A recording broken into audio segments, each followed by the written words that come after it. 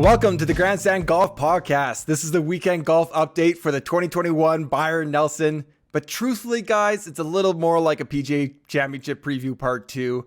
I'm your host, Adam Baptiste. As always, I'm joined by my brothers, Craig. Hey, how we doing, guys? And Kevin. Hey, everybody. Okay, Craig, let's talk a little bit Byron Nelson. Byron Nelson, sorry. You want to give a quick recap? You forgot about it so much you can't remember the name of the tournament. I know. Yeah, so I mean, KH Lee, 3 months ago, he recorded his highest ever finish in a PGA tournament, tied for second at the Waste Management in Phoenix. Came in this week. I don't think he had a whole lot of eyeballs on him, not a whole lot of attention. Fairly dominant tee to green, and then his putting was great too. He gained over a stroke putting every round. We came in today. Sam Burns was the 54-hole leader, something he's I think getting pretty used to. Yeah. And but out of the gates, KH Lee was the one that took control early, and then down the stretch he just had zero. He closed strong. He did not look uncomfortable at all playing with the lead down the stretch. With this win, he wins his way into the PGA Championship next week. Next year's Masters. I'm sure he'll get a whole bunch of. I think this will get him into the U.S. Open. He only has 2 major starts previously, so those are some big status ranking points wins for him. I mean, you can't ignore those FedEx Cup points as well. But yeah, KH Lee this week, or probably today, I think. What did you guys find most impressive about him? Well, for me, I think it was definitely his start.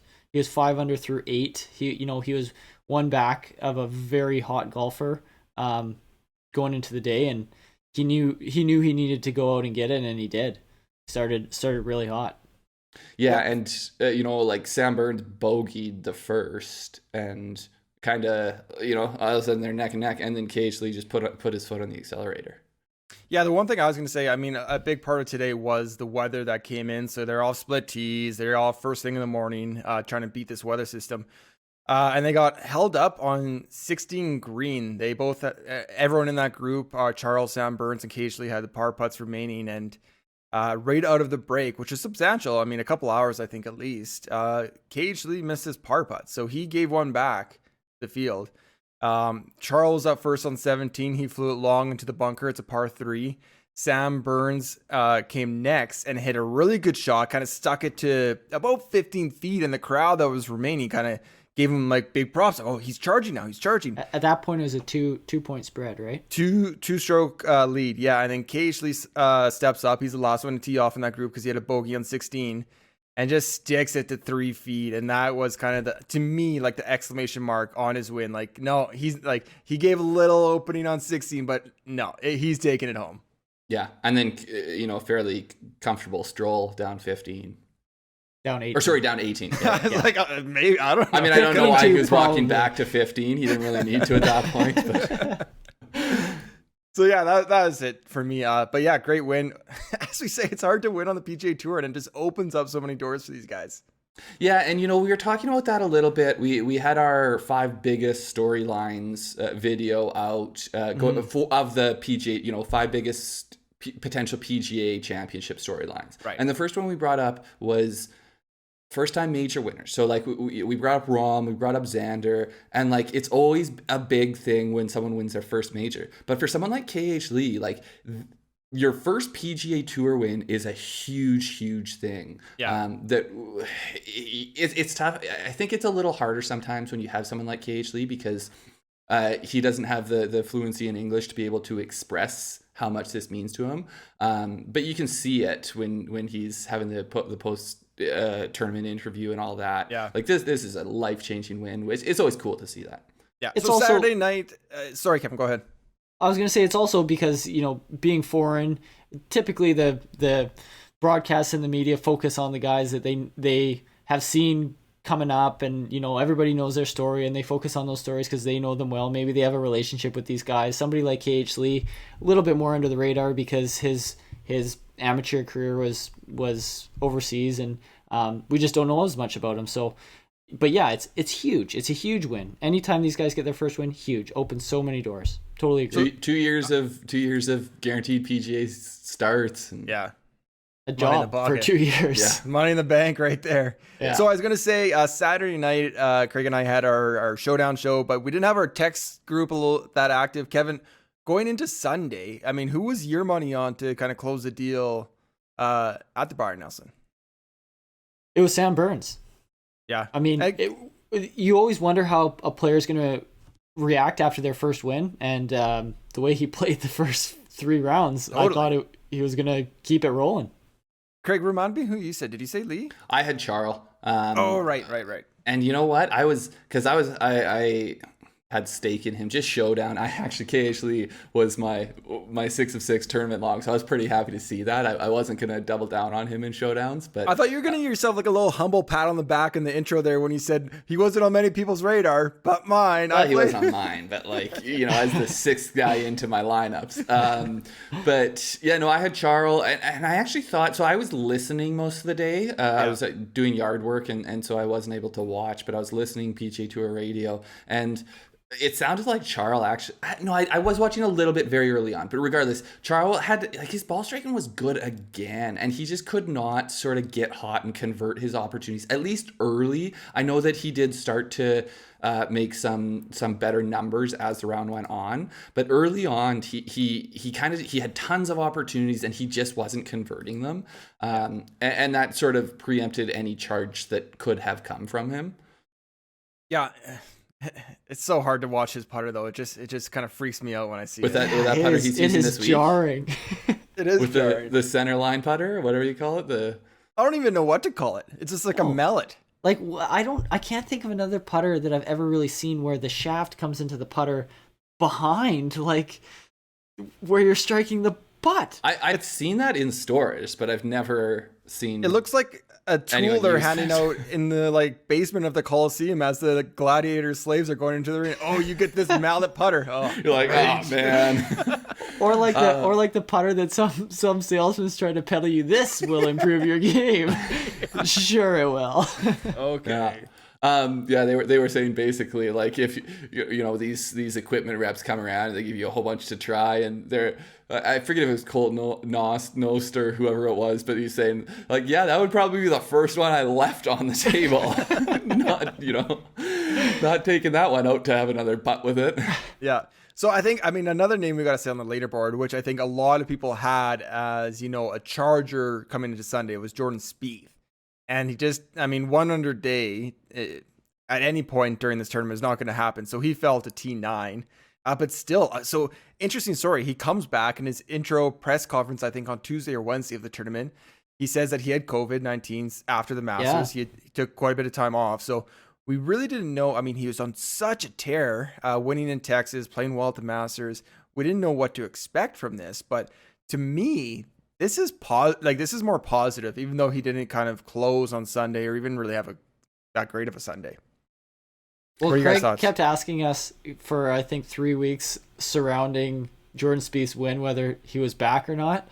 Craig, if you still want to ask the question, yes, I think Jordan Spieth is back. Jury's still out, I think. They're deliberating.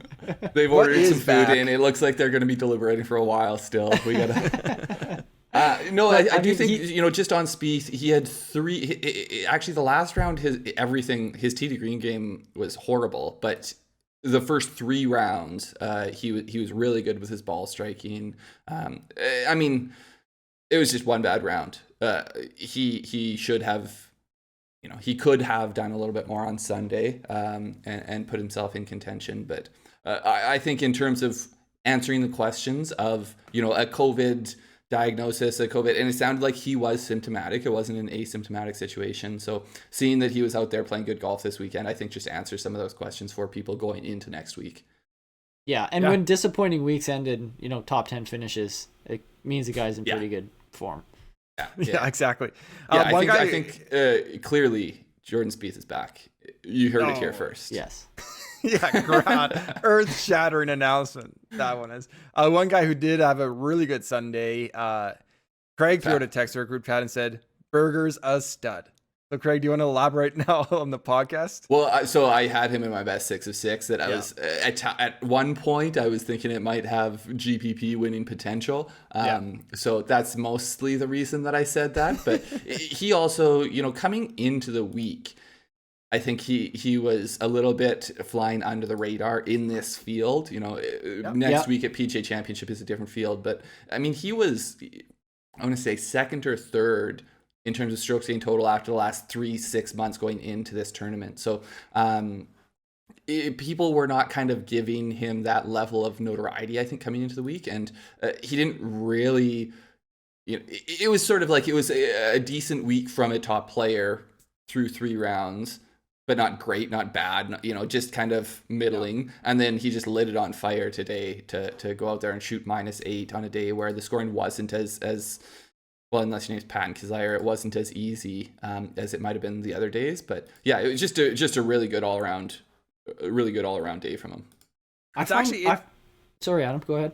I was just gonna say, so it's actually interesting. So if you look on Data Golf, the last 12 months strokes gained total, that would be since the COVID break, and we talked about how he was on a tear since then. But he ranks 5th in the entire, in the golf universe in strokes gained total the past 12 months.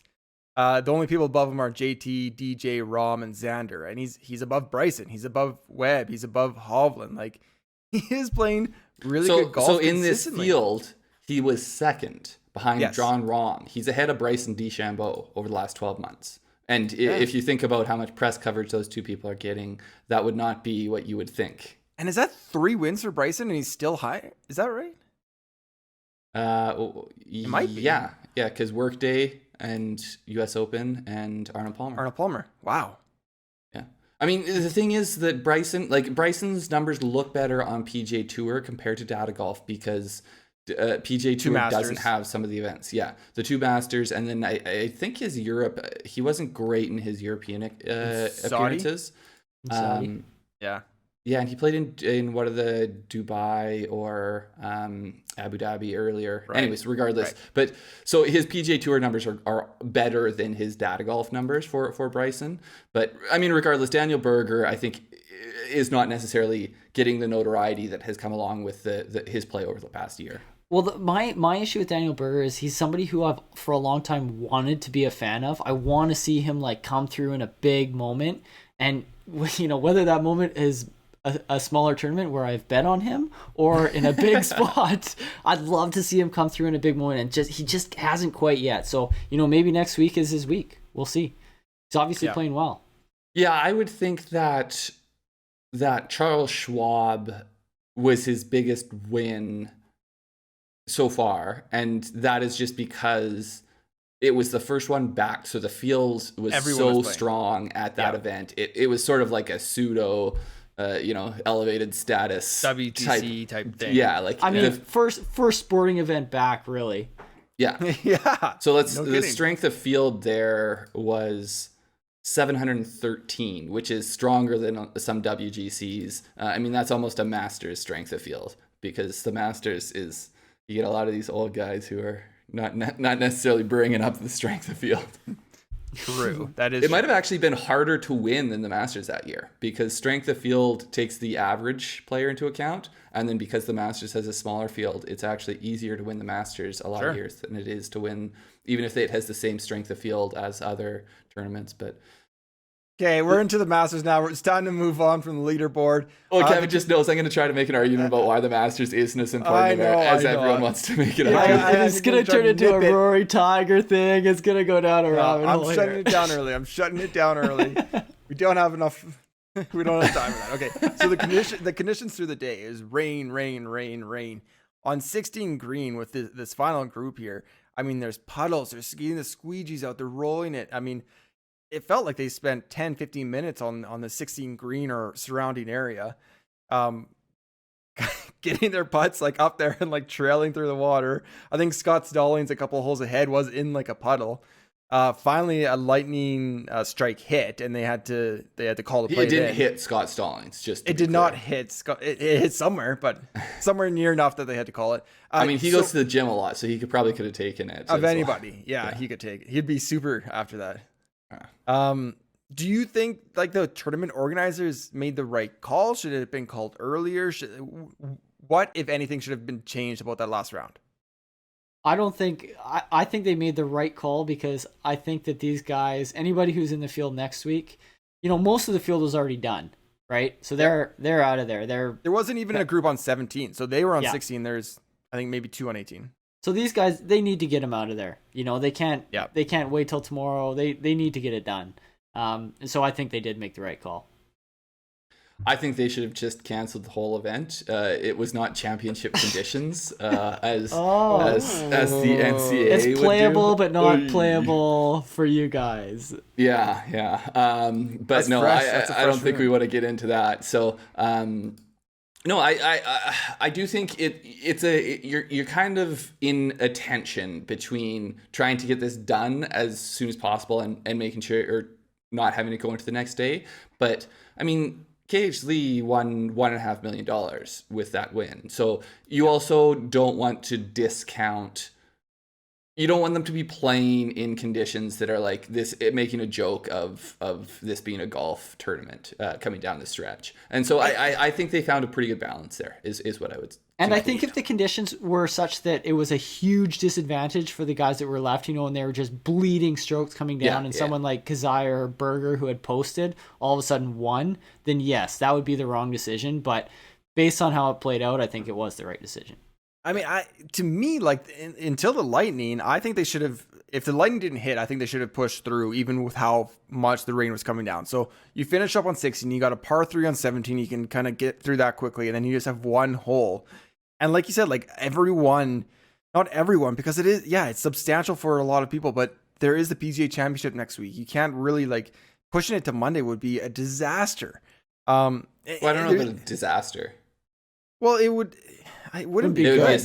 It wouldn't be good, but golf isn't played in the grand scheme of life, I guess. To me, disaster seems a bit extreme. Given the past year, it wouldn't be a disaster. As we're dealing with a global epidemic and that's continued true. Strife in the Middle East, and very true. Okay, in this little world, but golf in the little golf PGA Tour world.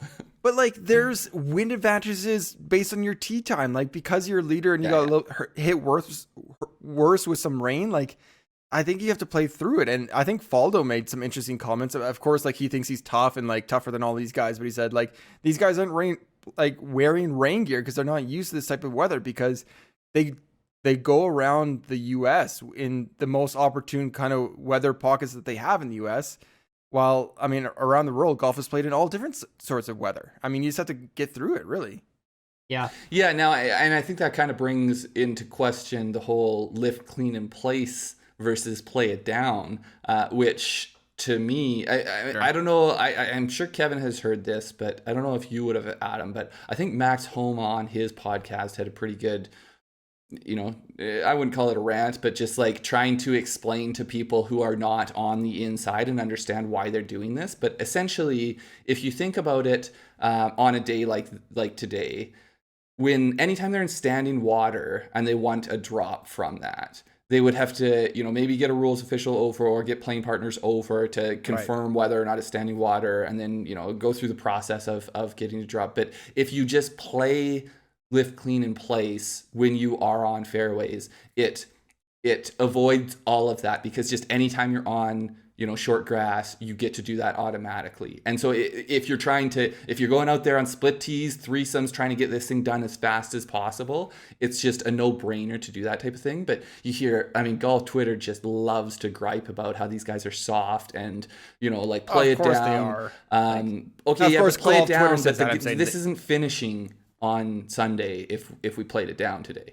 So that's, and then they would be, golf Twitter would be complaining about that. So I think it's fairly straightforward why they're doing this. And I don't know if either of you guys would have any contrasting opinions to that, but. Well, there's also the study that came out a few months ago that golf Twitter is the most negative space of all places for sports and the internet. So I don't know. No, I think it was just of sports on Twitter, of fandoms on Twitter. Golf is the most negative, which is not surprising in the least. Not at all. Okay, another question for you guys before we kind of move on potentially from the Byron Nelson. Let's say you're in a camp. You're in a camp with Mr. Top 30 in the world. You kind of help them kind of manage their game. Do you want them to play before a major or the week before a major, or do you not want them to? I think it's very dependent on which player, what their momentum is, where their game's at. A guy, there's some players who talk about really liking it because they like to build momentum into it. There's other guys that want to prepare more specifically for that tournament. If you've been playing bad, I think you want to get some more reps in. If you've been playing really well, maybe less so. Maybe you want to just feel good going in, not have a bad week or anything like that. Just feel good, go to the venue, prep a little more, and get ready for that tournament. So I think it's very dependent on the player and the situation. Yeah, I think Rahm would be a good example where he added this event late because After Wells Fargo, after he missed the cut, because I think he kind of assumed he was going to get another couple of competitive rounds there. I don't think he's probably not terribly happy with how he played this week, but he was tied for 34th. But I still think it sets him up better. Otherwise he's really leaving with bad taste in his mouth from how he played, and only having those 2 rounds. I think from the Masters, was that his last start before? Because he had his kid, and so he said he didn't touch a golf club. No, he played in the Zurich, of course. Zurich. Defending. Yeah.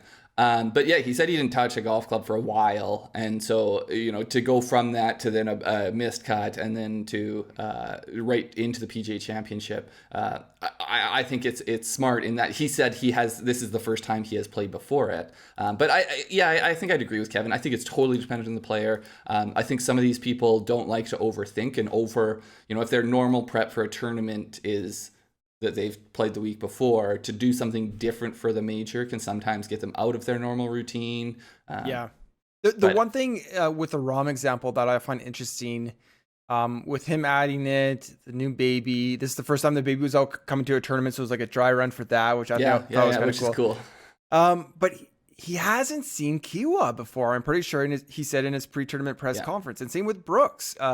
Both playing this week have never played at Kiawah. So it's kind of interesting. I mean, this is kind of partly why we're called grandstand, is because we're not inside the ropes. We don't know what goes on. I don't know if at Kiawah right now, if they are, allowing them to kind of practice, if it's kind of closed down to public, what's happening. But to me, I would think, play a 9 this on Saturday, play a 9 on Sunday, work on some things on Monday, and then get into the PGA Championship week, or potentially earlier than that might be more beneficial with the venue. I don't know. But they do talk a lot about competitive reps versus, practice. So yeah. I think familiarity with the course it definitely plays a role, but it's not the be all end all. Brooks liked to talk about how he played, 6 holes or something before he went to the concession there and finished second. So it doesn't matter for practice. Practice? Practice? You talking about practice? Not the game that I live and die for. Okay, I think that's a wrap on this section. Should we move on? I think we're going to change things up a little bit this week. Yeah. Let me give a few shout outs. I think people we slighted a bit. Patton Kizzire went out there and shot a 63 today, played himself into a tie for third. Schwartzel, we gave a little bit of short shrift to, but great tournament all around. His high score was 68. He shot that a couple times, 66, 65, tied for third. And then Stallings, we mentioned he might have gotten struck by lightning. I don't think he did. Came out and shot a 66 today. Yeah, a lot of names. I think anytime you have a birdie fest, you get a lot of names. Not necessarily those guys, but the rest of the top 10 here. Guys we don't see getting a lot of top 10s, like a Joseph Bramlett. I think this is his best result in a PGA Tour event. Troy Merritt, Seamus Power, Doc Redman's back in a top 10. That's nice to see. It does, I sometimes I complain about these birdie fests because it does not necessarily separate the best golfers from Joe PGA Tour pro. But I definitely think it is fun to see these guys have some of their best results of the season. Yeah, I agree. I think that's fair. But with that said, stock up, stock down. Should we do it? Yeah. So just to be clear, this stock up, stock down this week is kind of like gearing towards the PGA Championship. Am I correct? Well, all our stock up, stock down is like moving forward, taking what we learned from the tournament. How are we putting it forward? But I think everyone we chose both played this week and is playing next week. I think the week before a major, it's hard not to do it as how it feeds into next week. Right. I'm choosing Troy Merritt, who's going to enjoy his time off. And, Okay, Craig, let's start off with you. Stock up. No, go to Kevin. I just gave a whole diatribe. Okay, Kevin, it's you. Okay, well, I mean, I'm going with some obvious ones here, so maybe that's why you want to start with me.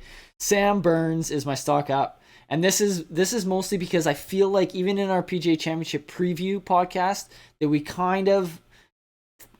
maybe overlooked him a little bit. Coming off his first win, like I said before, you never know how he's gonna react after that. If it's gonna be like, I gotta win, and you kind of take your foot off the gas pedal. He clearly showed that's not what he's about. Played 3 awesome rounds of golf, and then maybe a bit of a disappointment today, but he went first, second in his last 2 starts. He's gone from 149th in the world earlier this year to 36th in the world as of today. Yeah, 149th going into the Genesis. So like not like a long time ago, fairly like recent. He's catapulting himself up the rankings with his play. His odds at the time of our preview podcast on Thursday? On Thursday he was 66-1 for the PGA Championship. He's now 40-1. I happened to snag him at 50 partway through this tournament, so I'm feeling good about that. Yeah. Interesting. But what hotter golfer is there right now? And not only that, but the way he plays, Kiawah suits him quite well. He can hit as far as anybody. It's a pretty decent fit for him. So going into next week, he's a guy I kind of had overlooked, and I think, why not? Why not have it be Sam Burns? No, I think it's interesting because I don't play the outright betting markets that much, but I see a lot of people on golf Twitter, which has been mentioned a lot today, post these numbers of I got this guy at 200-1, but does that guy realistically have a chance to win? I don't know. Sam Burns can pop at any single event and win. I truly believe that. Yeah. Yeah, so and especially I think in a major field, there's people that they could win a PGA Tour event, but he has the type of game he has, he could win in a field with the best golfers in the world all there. And now that he's got that win, he's got the monkey off his back. I think that just frees him up even more. Go out there, he's playing with house money. See what you can do. Yep. So my stock down is Craig's fade. I assume he's going to be sticking with this for his fade, but it's Brooks Koepka.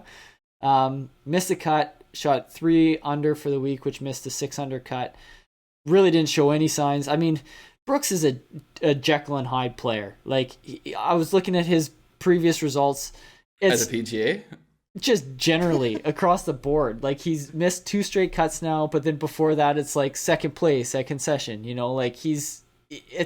never know what you're going to get out of Brooks. So next week could be totally different, but he sure doesn't look like he's got any form. I don't know if he's hurt. I don't know, what's behind that, but it's not looking very good right now. So he's a guy I'm staying away from. I honestly feel worse about my fade than I did before.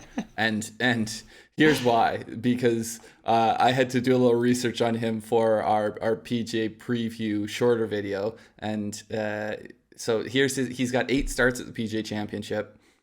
2 times winner, Belle Reeve 2018, Bethpage Black 2019. 8 starts, 7 top 30s, 6 top 15s, 4 top 5s. So I the only thing I'm hanging my hat on as far as a fade is the fact that I'm hoping that or I'm not hoping because I don't cheer against people, but I think that physically he is not necessarily at the same level as the person that showed up those 8 times. I don't know if Brooks heard you guys because he has the 2 Wanamaker trophies plugging his ears, so he might not have heard what you guys said, but that's a good Those are pretty big trophies. That'd be awkward in your plug. I hear when you hold them up to your ear, you hear the ocean too. South Carolina ocean. All right, Craig, who do you got? Okay, so I'm going, this one, I don't know what you'll think of this, but I'm going up with Will Zalatoris. And I know what you guys are thinking, how could I have stock up on him? Because I'm always talking about how high I am on him. But I actually have been since the Masters, and the hype that he has gotten after that, I feel like there's a little bit of post-height fading that I was doing, and he actually hasn't been playing that great since the Masters. So I was like, is this one of those situations where a guy kind of feels like he has arrived and loses a little bit of that edge because for the first time he's kind of in the zeitgeist, in the national scene. So he had a missed cut at the Wells Fargo and at the RBC. He had 6 rounds there.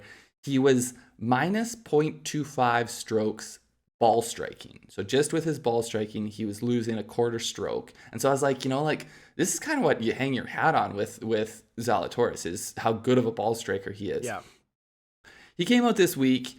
He gained 2.75, essentially. It's like 2.74 something strokes ball striking per round. He was first in strokes gained approach in the tournament with like something, I didn't actually write this one down, but it was something like 9.4. So it was just like a little bit of a silly ball striking, especially today. Yeah. His ball striking was just silly. So that is exactly what, when I'm starting to be like, man, I think this guy might be falling off the form that has caused everyone to really be crowning him, essentially, to come out and show exactly why it is that was happening in the first place. To me, that's a stock back up. Yeah, I mean, the one thing with these birdie fests is he barely made the cut. I mean, yeah. And then he backdoored his way into top, tied for 17. So while losing 4 strokes putting this week. Yeah, that's crazy. So it definitely, and like that doesn't really concern me, like it wasn't a great putting week, but it was the fact that his ball striking hadn't been good for the last few, and that's the thing that you really expect that he is going to be good at every week. Stock down, Matt Fitzpatrick. This one to me, it's not necessarily, I just was high on Matt Fitzpatrick coming into this week, and I was high on him as a look ahead to the PGA as well. So the miscut, I don't love it. He never really looked like he had any form at all. He's kind of been ping-ponging, but he's had some fairly good, steady results, I would say, over the past, 6 months maybe, since he won in Dubai at the DP World Tour Championship. A few top 10s, but lots of top 20s. And so just a little bit of a jarring form that we saw, a miscut, never even really close to the cut line this week.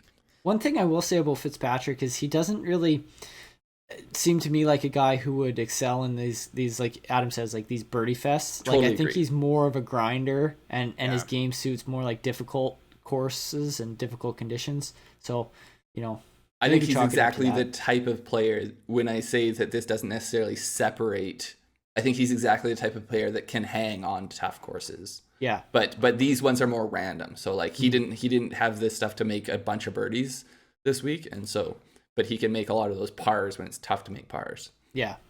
Yeah, it's interesting that just the profile of him not being the biggest hitter by any means, and coming off a missed cut.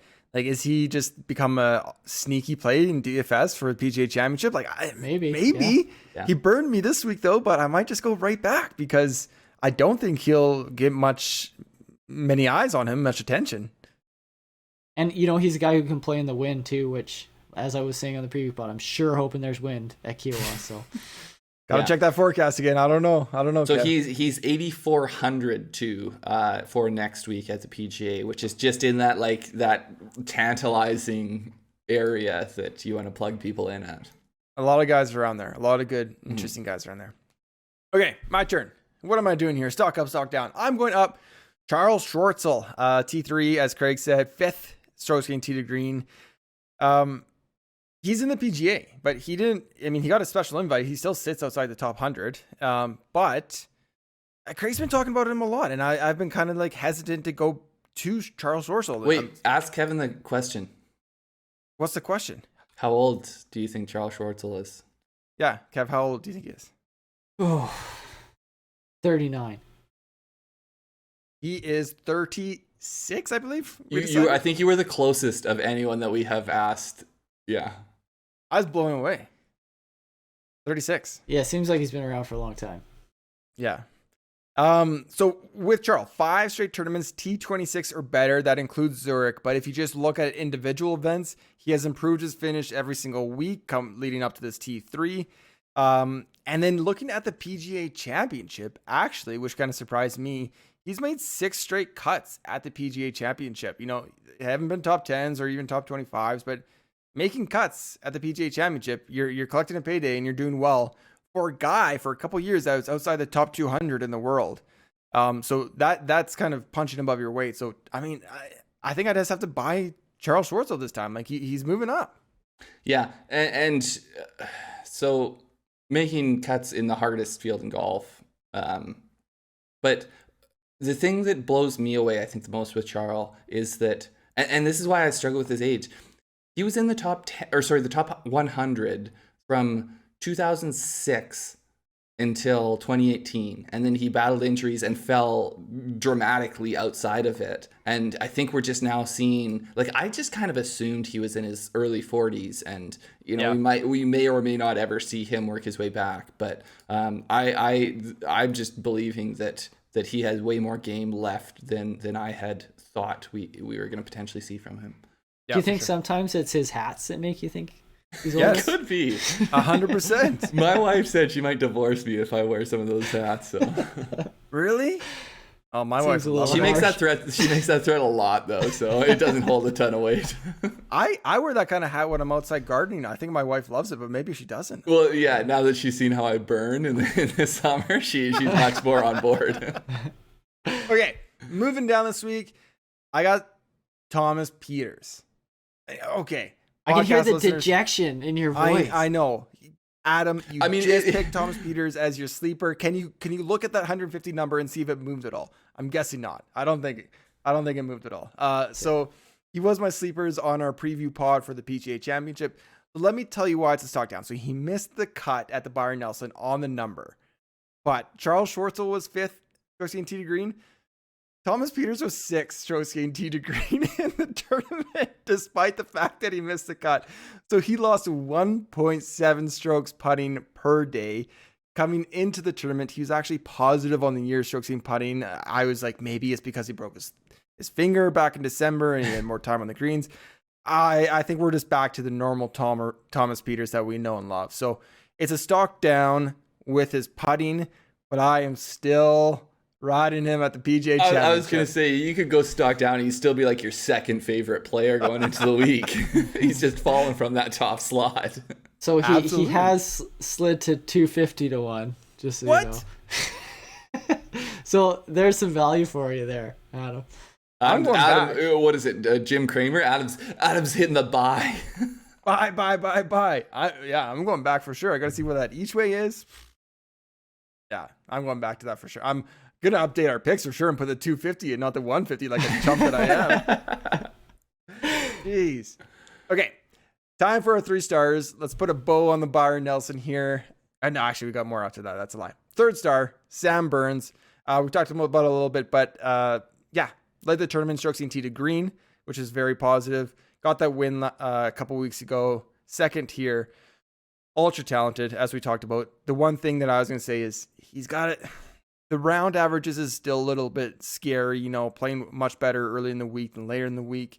And the early bogeys, I think he bogeyed 1 on both Saturday and Sunday. And that's kind of it's just poor momentum going in when you're in contention. So Sam Burns played great, but it still seems like the potential, the ceiling is so high for him. So do you think that's just a little bit of like, you know, maturity though, as a young player? I think that putting 4 rounds together is hard. For sure. You know, we talked about it with Phil last week, and he's still got all the talent in the world to put 1 round together, but to do 4, I think that's what these guys really have to learn to become consistent winners out here. And I think he's learning, you know. I think it's all part of the maturation process. Yeah, and I think it's one of the differences between the top 10-ish players in the world and someone like a Sam Burns is that, yeah, Sam Burns' best stuff might be close to as good as, Anyone. Webb Simpson's, but Webb Simpson's worst stuff is going to be a lot better than Sam Burns. Listen, the way Sam Burns is playing right now, I wouldn't be surprised to see him in the top 15, top 10 by the end of the year. Yeah. I think that's fair. I mean, I also think that the official world golf rankings also favors getting like wins and top threes, fours, fives more than it favors being a consistent top 20, top 10. You know, it definitely skews as along with purses, same way purses skew up dramatically towards the top. The world golf rankings do, much more so than say like a strokes gain average, that it doesn't matter whether you were first and you won by a stroke or whether you were first and you won by 10 strokes. You're getting the same ranking points for that. Yeah. Second star, guys. We're going across the Atlantic. Richard Bland, second star. What a story. Love it. He won the 2021 Betfred British Masters. And this is a little story. I'll try to do a little bit justice here in a couple of minutes. But he's 48 years old. He won for the first time on the European Tour after 478 attempts. 478 tournaments. I mean, I think it was 2001. He won the Challenge Tour Grand Finale. Got his card, was playing on the European Tour. He lost in a playoff in the Irish Open early in his career. Fast forward to 2018, he loses his tour card at the age of 46, has to go back down to the Challenge Tour, comes back, makes his way at 46 onto the European Tour, and gets his first win at 48 years old in 2021. Absolutely remarkable. He was with Guido in the playoff late in the day, but yeah, he got it done and he got his first win. Great story. I love what he said too. They were asking him, like what was like motivating you to carry on after losing your car. He's like, well, what else was I gonna do? So yeah, he just kept battling and he got her done. Yeah. Okay, first star, KH Lee. First PGA Tour win, you get the first star. As Craig mentioned, it gets his way into the PGA Championship. It's his third major. I think he's played two U.S. Opens. I didn't quite find the research, but he might have qualified for those. So this is really door opening. Now he's into majors consistently, at least for the next little bit. So he's in next week for sure. He's into the next year's Masters for sure. Yep. I assume he gets points into in the US OWGR Open based on a win, but I don't know. I know you have to get top 60 for the US Open, because that's another story that we'll talk about in a sec here. But yeah, oh boy. Sorry. Yeah, no worries. I'm trying to do. Where did he say he finished in the OWGR? Oh, he's 59 right now. Yeah, he jumped from 137th right to 59th this week. Right there. Okay. DFS pick segments, our pick sheet that we send out on Twitter every week. It's not looking good, guys. Let's jump down to the one and done from worst to first. Scotty Scheffler, Kevin, you were kind of bragging on the preview pod there that you were gonna leapfrog us with. I was feeling pretty good about it. I really was, and what can I say? We were all kind of tied within a shot of each other going into today, and Zalatoris posted. I thought it was going to be Scheffler that just went out and torched one of these rounds, and he just never got her done. So yeah, I mean, he was my showdown pick for today, so I didn't feel good about it, except for the fact that I knew you were losing money with every bogey that he got. So Kevin had Scotty Scheffler, T47, 20,000. It gets tough when you have so many different rooting interests. Like, I was all in on Zalatoris today because I had him in my best 6 of 6 lineup, but yeah, you just gotta balance them as best you can. Yeah. Hideki Matsuyama, Craig went with T39, 31,000. I went with Zalatoris, T17, a nice cool 120,000. So I'll take that. I'm pretty happy with Zalatoris. It's a little 100K gain on both of us, so you gotta like that.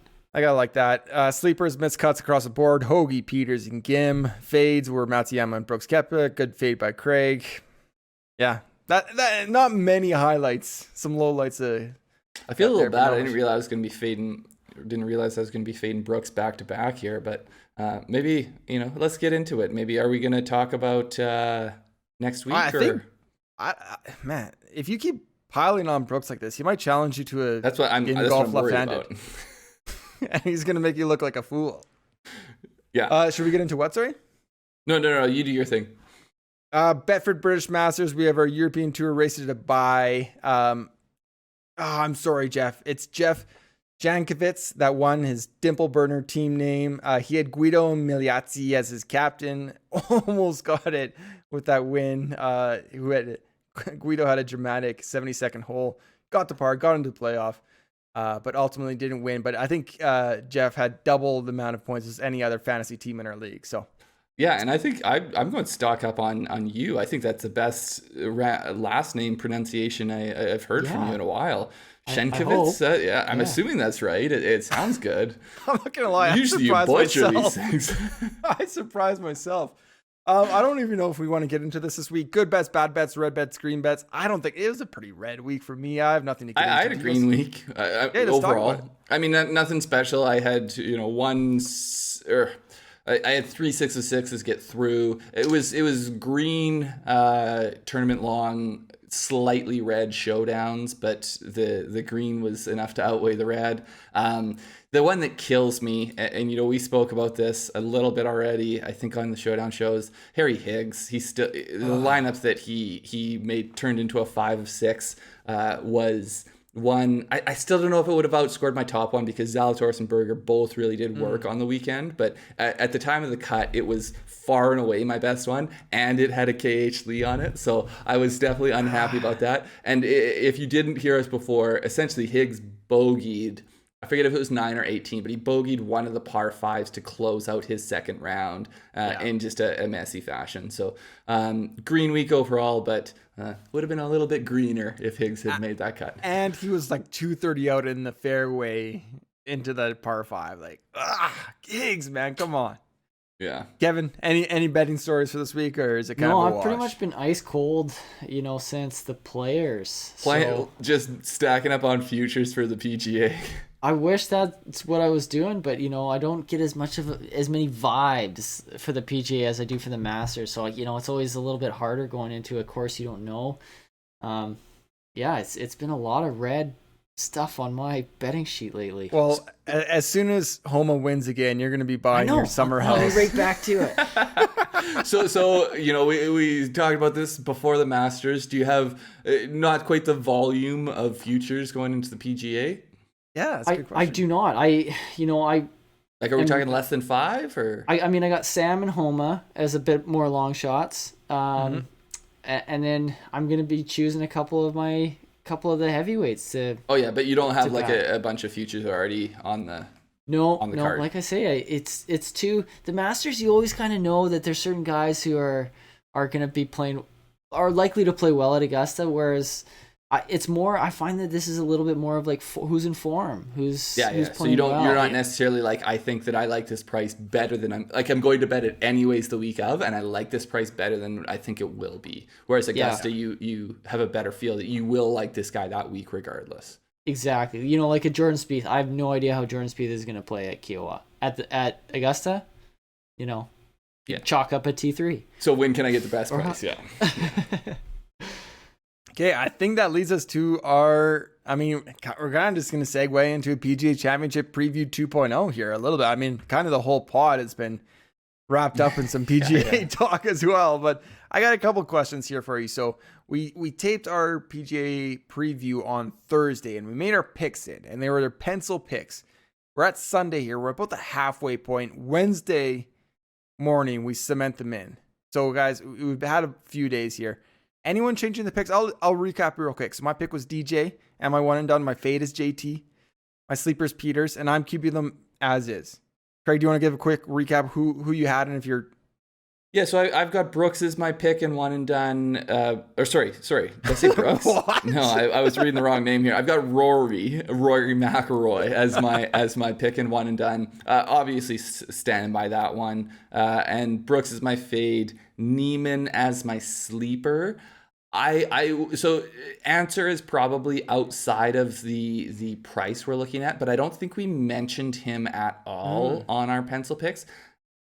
And that's maybe we did, but I don't recall it. I think he's someone that deserves mention I see him at 55 right now on Bet365. I think he's someone to consider. Like his form has been very, very good.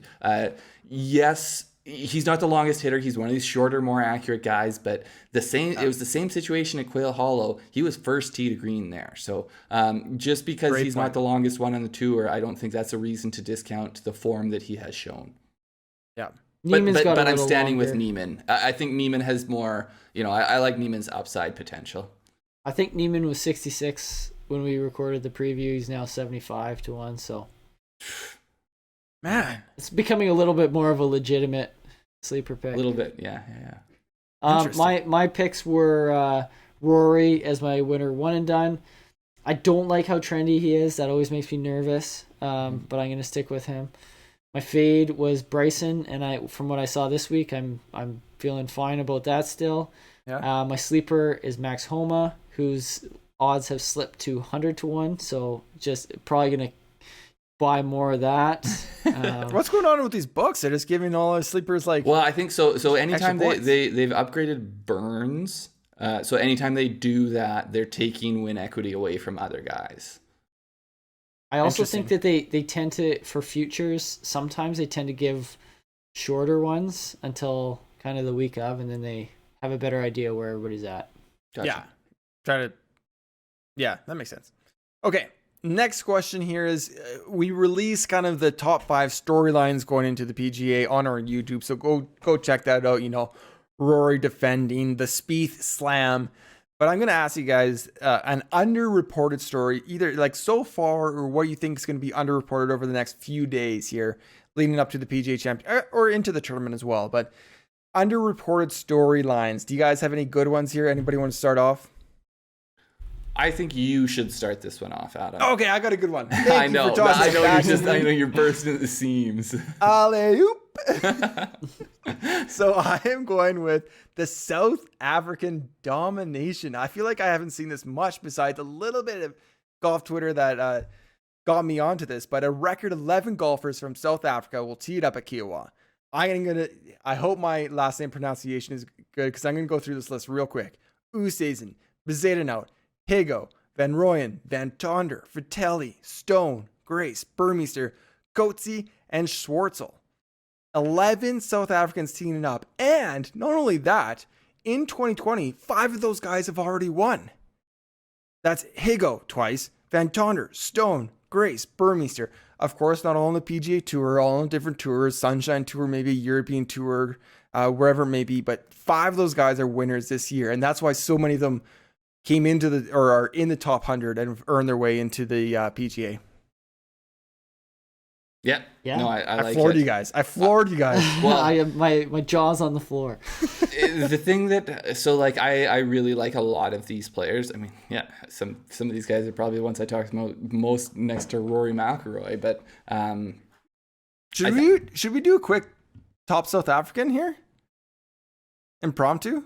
I stunned you guys again, and I feel like you're not ready for it. Yeah, I mean, I think I wouldn't be too outlandish with my pick for top South African, but that's just because I feel like he performs better in major championships than elsewhere. I would have a different one if I were to say most likely to outperform sort of where their odds and numbers are. I would have 2 different answers. Okay, I would say let's just hear it. So Louis Oosthuizen, I would say, is probably my top South African, but I still think Charl is my favorite to outperform sort of where he's, whether it's where he's priced at DFS or the kind of numbers you're getting on him as an outright.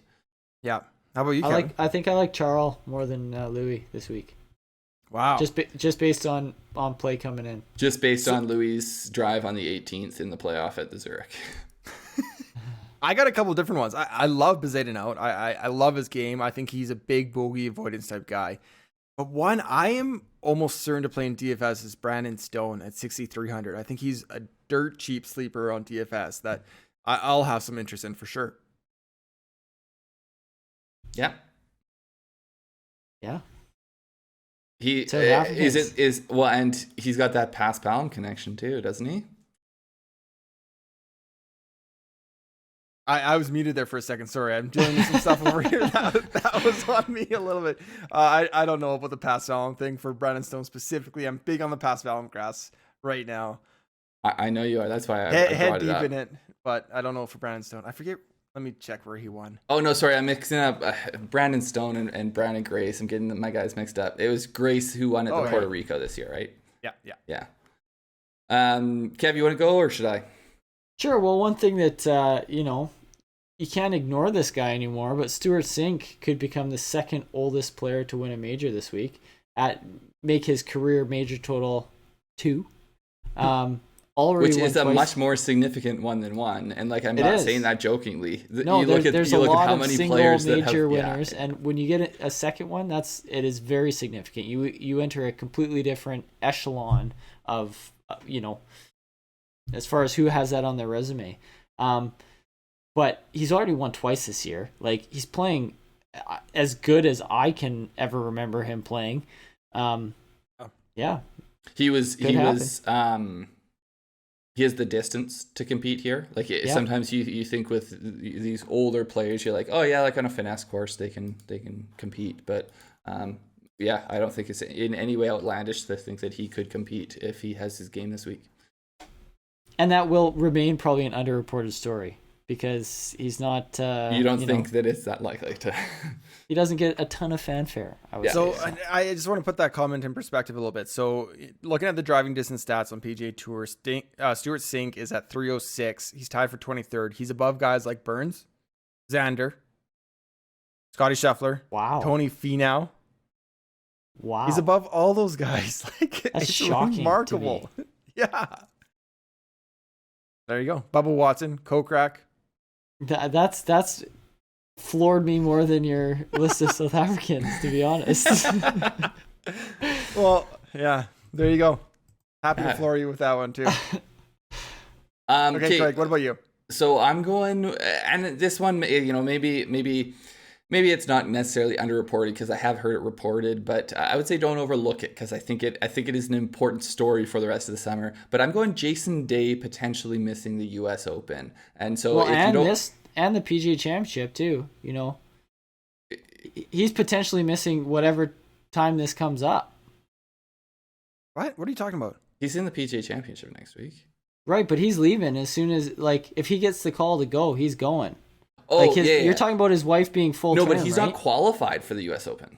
Oh, I see. So yes, that is another story. His wife is due with, I want to say, their fourth child. I was so confused there. I was really confused. It's an underreported story. So there's two stories here, I guess. There is his wife is pregnant, and I believe due in early June, and he has said that he's going to go as soon as he gets the call. But the other story is that Jason Day is not right now qualified for the U.S. Open, and the U.S. Open is at Torrey Pines this year. Which, if you don't remember, if you're not paying attention, his record at Torrey Pines is awesome. So this is at the Farmers Insurance. He's got 2 wins, a 2nd place, a 5th place, a 9th place. Essentially, every time this guy shows up there, he's in contention. So he is right now. He is 60. He's fallen now to 65th in the world.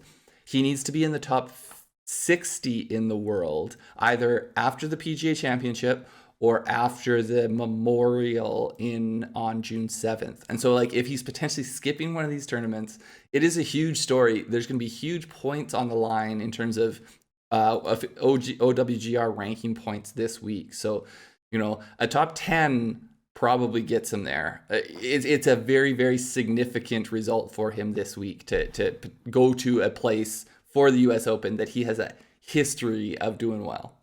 I got a 2-parter coming back at you guys. So the USGA this week gave a special invite to Phil Mickelson. Torrey Pines, Phil's however many run-out finishes does he have at U.S. Opens, like 5, 6 at this point. In his hometown, do you think yay or nay for that decision? And do you think Jason Day would also potentially get one if he didn't qualify? I would say yay for Phil. Yeah. You agree with the decision?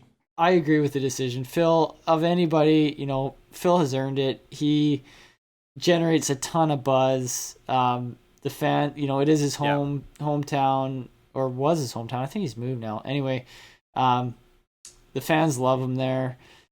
Give him a shot at it. The guy's been runner. He said nobody's had more heartbreak at the U.S. Open than Phil. Like, give him a chance. Jason Day, nay. No. Okay. I don't think he should get a special invite. Why? Just because he's a big name? Everybody else has to qualify. Phil's an exception. So I I totally agree with the Phil one. This is not unprecedented. So let me read you the list of who the USGA has given. So there's 34 actually, so I'm not going to read the list, but here's some notables. Arnold Palmer, Seve Ballesteros, Gary Player, Lee Trevino, Hale Irwin, Jack Nicklaus, Tom Watson. Those are all guys who have multiple special exemptions from them. So, like, who's the last three? So, Phil... Retief Goosen got one in 2016, 2018.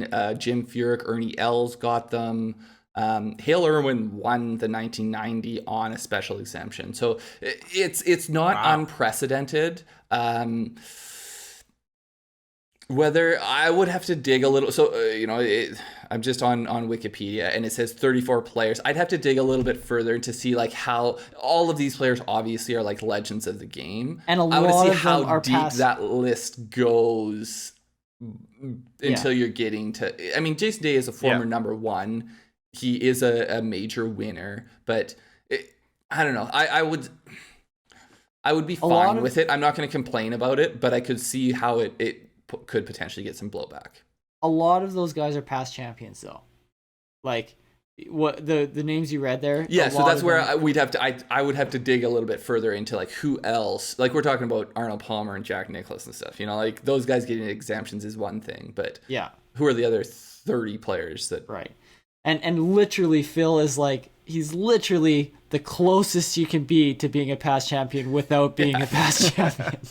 I love the decision to get Phil in.